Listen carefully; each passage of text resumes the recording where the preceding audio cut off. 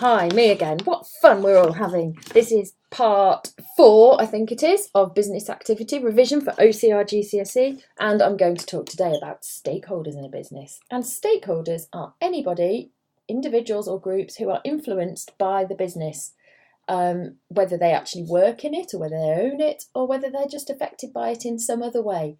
So the internal stakeholders are the owners of the business, which for a sole trader or a partnership would be the partners or just the person at the head of it. In a limited company or a PLC, the owners of the business, of course, are the shareholders. And then external stakeholders are the government, the suppliers, the local community, the bank customers, etc., etc. So anybody who's outside of the business on a day-to-day basis are the external stakeholders. And the point about stakeholders is that they have different levels of influence on a business. So, for example, the owner obviously has a massive influence on what happens within the business. And as an external stakeholder, so does the government. Because if the government pass laws that affect your business, you've got to change it.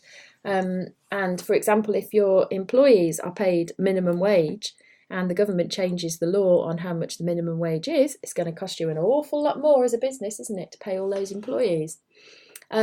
Then you don't just have impact or effects from stakeholders on a business, you can also get conflict between the stakeholders. And conflict means that they don't agree about how the business should be run, or they don't agree even if the business should exist. For example, if you were a house builder and you were going to build lots of new houses in a village, the local community as a stakeholder might not be very impressed with that because they don't want the new houses, they don't want the increased traffic, they don't want the increased effect on schools and the medical centres and things like that. So as stakeholders, they're not too impressed. And that, hopefully, is stakeholders, although I find a lot of students find that hard to understand. So hopefully that's helped you a little bit more.